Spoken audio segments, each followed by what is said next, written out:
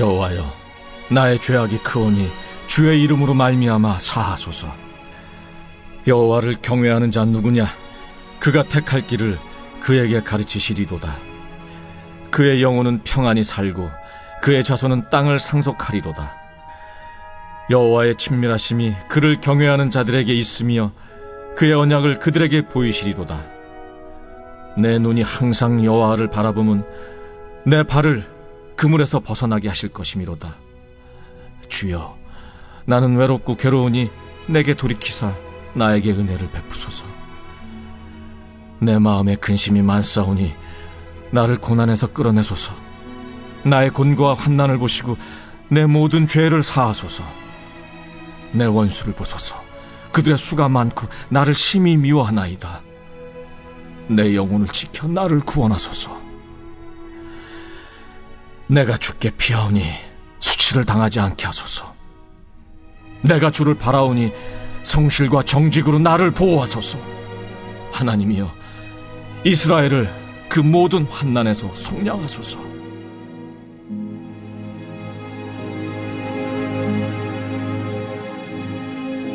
안녕하세요. 근수가족 여러분, 매일 말씀의 김여찬입니다. 오늘 말씀은 시편 25편입니다. 어제 주일이죠. 주일 말씀에는 25편 1절에서 10절까지 말씀이고, 오늘은 11절부터 오늘 말씀 끝절인 22절까지라고 보시면 되겠습니다. 여러분, 어제 주일이느라 우리가 이 말씀을 보지 않았는데 25편에 대한 짧은 개관을 드리고 오늘 말씀을 보고 마치도록 하겠습니다. 여러분, 이 시편 25편에 나와 있는 이 시의 시인은 다윗으로 알려져 있습니다. 이 환경 속에서 시인 다윗은 환난과 고난 가운데에서 이 시를 쓴 것으로 보입니다. 어려운 일들 혹은 원수들이 자기를 공격하고 있는, 고난을 당하고 있는 그런 상황이다라고 볼 수가 있습니다. 그런데 여러분, 우리가 우리의 삶 가운데에서 고난을 당하고 우리의 삶 가운데 일어나는 많은 문제들을 대할 때 우리가 바라보는 관점에 대해서 제시를 하게 됩니다. 여러분, 여기서 이 말씀을 더 깊이 들어가기 전에 하나님을 경외하는 자라는 것에 대한 설명을 드리고 가면 더 좋을 것 같습니다.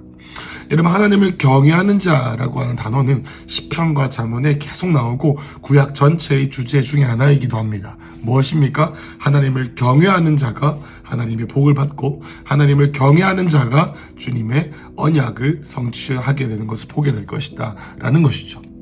여러분, 하나님을 경외하는 것을 저는 크게 두 가지의 문장으로 설명할 수 있다고 생각합니다. 하나는 하나님을 사랑하는 것입니다. 여러분, 하나님을 경외하는 자는 하나님을 사랑합니다. 하나님을 사랑하는데 어떻게 사랑하냐면 말로만 사랑하는 것이 아니라 행함으로, 율법을 지킴으로, 주님께 순종함으로 사랑합니다. 여러분, 하나님을 경외하는 첫 번째 방법은 여호와를 사랑하는 것이고, 그 사랑은 우리의 행위로 구원을 받는 것은 아니지만 주를 사랑하는 것의 우리의 표현이 우리의 삶으로 할 수 있다라는 것이죠. 여러분, 여호와를 경외하는 것의 두 번째는 뭐냐면 죄를 미워하는 것입니다. 여러분, 죄는 주님과 함께 할 수 없게 하는, 하나님의 인도하심으로부터 멀어지게 하고 하나님의 임재를 떠나가게 만드는 가장 주요한 것입니다. 교만한 마음, 음란한 것, 세상을 사랑하는 것, 우상을 숭배하는 것, 시기하고 질투하는 이 모든 것을 우리는 죄라고 하죠. 그리고 이 죄라고 하는 것은 사회적인 범죄까지 아니다 할지라도 우리의 마음 가운데에 하나님을 경외하는 것 없이 내 마음대로 하려고 하고 내 혈기대로 하려고 하는 것들, 그리고 세상을 사랑하는 이 마음, 이 모든 것들이 다 죄의 범주에 해당이 되는 것이죠. 여러분, 그런데 이 다윗, 이 시편 25편의 화자는 그의 삶 가운데 이루어지고 있는 환난들을 어떻게 인식하냐면 대적의 핍박과 자신의 죄가 때문에, 죄의 열매죠. 죄의 열매로 인해 일어나는 순환이다라고 말합니다. 물론 그 원수가 자기를 미워하는 그의 핍박이기도 하지만 그의 인생 가운데 있었던 다양한 종류의 순환과 고난들이 그냥 일어난 것이 아니라 그의 죄가 원인 중에 하나다라는 것을 인지하기를 시작했습니다. 그래서 다윗은 이 시에서 하나님의 도우심을 간구하고 또 눈물로 회개하는 장면들을 볼 수가 있습니다. 여러분, 우리가 우리의 삶 가운데 고난을 맞닥뜨리게 될 때 우리가 가장 많이 하는 것 중에 하나가 뭐냐면 불평과 원망입니다. 여러분, 제가 요즘에 청년들도 만나고 우리 또 성도님들을 만나서 교제하고 상담을 할 때마다 제가 깨닫는 것은 뭐냐면 이겁니다. 사람의 인생이 곤고하여지고 어려워지면 질수록 하나님을 찾는 것이 참 어렵다라는 것입니다. 맞습니다. 여러분, 우리의 삶에 우리의 주장과 상관없이 우리의 삶에 우겨싸임과 고난을 당하면 우리의 마음은 쉽게 불평하고 쉽게 어려운 것을 통과하게 됩니다. 그래서 우리 자신을 돌아보면서 하나님 앞에 더 정결한 자가 되려고 하기보다는 어떻게 해요? 원망하고 판단하고 비판하고 불평한다라는 것이죠. 그래서 다윗은 이 시편 25편 후반부의 말씀을 통해서 하나님을 경외해야 된다. 고난을 통과하는 것은 하나님을 경외하는 것이다. 고난을 통과하는 것은 내 인간적인 지혜로 거기서 벗어나는 것이 아니라 통과해야 되는데 어떤 마음의 자세로 통과하냐? 하나님을 경외하기를 통과해야 된다. 하나님을 경외하는 것은 크게 두 가지라고 말씀드렸죠. 하나님을 사랑하는 것. 어떻게 사랑합니까? 율법을 지키고 주님께 순종함으로 사랑하고, 두 번째, 죄를 미워한다. 죄를 미워한다라는 것은 우리의 마음속에 있는 모든 죄에 대해서, 마치 시편 51편에서 제가 지난번 수요일에 설교를 드렸는데, 죄에 대한 마음, 불평하는 마음, 어려운 마음, 정죄하는 마음, 미워하는 마음들이 쑥 올라올 때 그것을 내려놓고 벨이 울리는 거예요. 하나 성령께서 지금 내 마음에 근심을 주신다. 그렇구나. 그럼 내가 오히려 이 마음에 집중하지 아니하고 하나님께 집중해야 되겠구나 라고 모두를 전환하는 그런 것이 바로 하나님을 경외하는 것이다. 죄를 미워하는 것이다 라고 볼 수가 있겠습니다. 보십시오. 11절에 보면 나의 죄악이 크오니 주의 이름으로 말미암아 사소서. 이 말이 뭐냐면 내 인생이 고난을 맞닥뜨려 보니 나의 죄악이 큰 것을 깨달아지는 거예요. 여러분, 우리의 삶 가운데 고난이 올 때 불평하는 것이 아니라 내가 지금 죄를 짓고 있구나. 주님께 내가 어떻게 하면 돌아갈 수 있을까? 돌아보는 마음이 우리 안에 있기를 축복합니다. 그래서 마음이 겸손하여져서 무엇이든지 배울 자세가 되어 있는 사람들을 주님께서 기회를 또 주신다라는 것을 말하는 것이죠. 그래서 말합니다. 12절부터 여호와를 경외하는 자가 누구냐? 그가 택할 길을 그에게 가르치신다. 고난과 어려움 가운데 있지만 누구에게 주십니까? 주를 경외하는 자에게 그 나올 길을 주시고, 또 그 경외하는 자들이 13절에 영혼을 편히 살고 그의 자손들의 땅을 상속받는 것도 주를 경외하는 자. 그리고 친밀하심이, 여호와의 친밀하심 뭡니까? 고난을 통과할 때 내가 내 힘으로 할 수 없죠. 공고에서 마음이 내려가 있을 때 주님께서 우리를 위로하시고 기쁨을 주시고 사랑한다고 말씀하시고 괜찮다고 하시면서 우리에게 새 힘을 주시는 그 주님의 사역이 누구에게 온다고요? 경외하는 자에게 온다. 그래서 그 경외하는 자인 다윗이 보니 내 눈이 여호와를 항상 바라본다.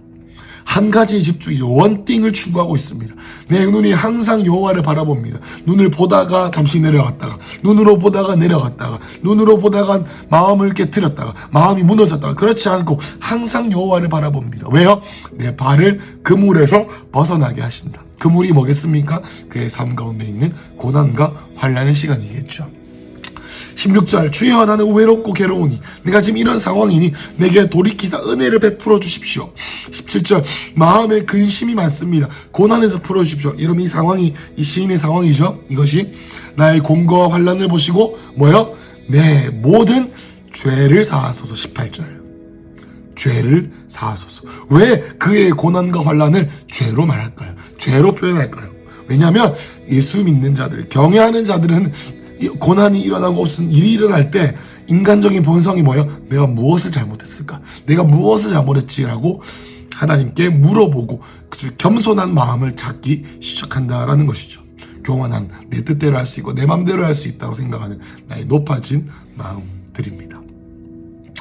19절에 보면 내 원수를 보십시오. 맞습니다. 보기 나와있죠. 원수들이 자기를 공격합니다. 그들의 수가 많고 나를 심히 미워합니다. 20절에 내 영혼을 지켜 나를 구원하여 주십시오. 내가 주께 피하오니 수치를 당하지 않게 하소서. 여러분, 이런 고백들을 우리 하게 됩니다. 또 21절에 내가 주를 바라보니 성실과 정직으로 나를 보호하여 주십시오. 22절, 여러분 21절 재밌는 게 뭐냐면 하나님이여 이스라엘을 그 모든 환난에서 속량하소서. 내 중심적이고 자기 중심적인 상황 가운데서 이제는 뭐예요? 하나님의 경외하는 영, 하나님을 경외하는 마음이 내 마음 가운데 풀어지니 내가 고난을 통과하는 것뿐만 아니라 함께 고난을 통과하는 것이 중요하다라는 것을 깨닫게 된 것입니다. 여러분 우리 큰숲 공동체가 왜 공동체를 중요하게 생각하는지 아세요? 왜 우리 큰숲 공동체가 이렇게도 하나됨, 이렇게도 함께 가고, 이렇게도 공동체 훈련을 중요하게 생각하느냐면 바로 이것입니다.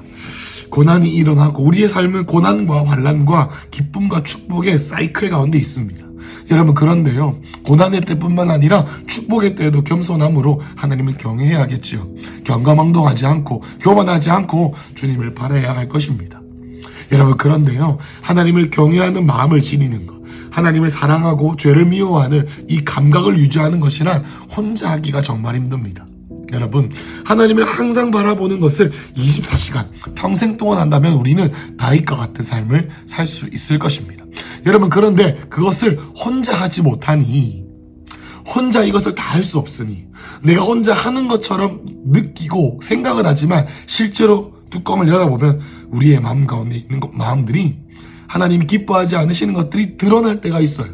여러분, 그럴 때 공동체를 통해 이것이 죄에 대해서 민감해지고 교만하면 안 된다고 이것들이 공동체에서 막 드러나게 되는 겁니다. 다윗이 그래서 그의 어려움을 통과하다가 보니 이제 다른 사람들의 환난과 다른 사람의 고난들이 보이게 되는 겁니다. 그래서 함께 말하는 것이죠. 우리 함께 여호와를 경외하자. 우리 함께 주님을 사랑하자. 우리 함께 죄를 미워하자 라고 말입니다. 사랑하는 큰숲 가족 여러분, 추석입니다. 추석 기간 동안에 우리의 삶 가운데 많은 어려움과 많은 축복과 많은 이야기들을 할 것입니다. 여러분, 이때 그 상황과 가정 가운데에서 여호와를 경외하기를 선택하시길 축복합니다. 여호와를 경외함으로 친밀함을 누리고, 중간 부분에 나와 있는 것처럼 여호와를 경외함으로 하나님께서 길을 인도하시고, 여호와를 경외함으로 평안하게 살고, 여호와를 경외함으로 땅을 상속함을 받는 자손들을 낳는 이 열매가 여러분들의 삶에 있으시길 축복합니다. 여호와를 경외하는 것, 하나님을 경외하는 것은 우리의 삶의 목적이 되어야 하고, 고난의 때에도 여호와를 경외하고, 환난의 때에도 여호와를 경외하고, 축복의 때에도 여호와를 경외함으로 우리의 삶 가운데는 모든 일들이 우연이 아니라 하나님의 허락과 하나님의 섭리 가운데 일어났음을 기억하며 겸손함으로 주님께 나아가는 추석기간 가정, 그리고 또 연합한 공동체 되시기를 축복합니다. 기도하겠습니다. 사랑하는 하나님 아버지, 우리의 삶 가운데 어떨 때는 어린아이처럼 자녀처럼 우리를 품어주시지만 어떨 때는 환난과 고난과 같은 상황으로 우리의 죄를 깨닫게 하시는 하나님의 사역을 찬양합니다. 하나님, 오늘 하루 그리고 또 이번 추석 기간 우리의 삶을 돌아보는 은혜가 있게 하여 주시옵소서. 그래서 하나님, 내가 어디에 있었던지 간에 하나님을 경외하는 자의 자리로 다시 돌아와서 가족이 함께 여호와를 경외하고 나 혼자 할 수 없으니 함께 고난 가운데 속량을 기다리는 이스라엘처럼 하나님의 경외하는 그 마음이 일어나는 하루가 될 것을, 그리고 한 주 명절 기간 되기를 축복하며 예수님의 이름으로 기도했습니다. 아멘.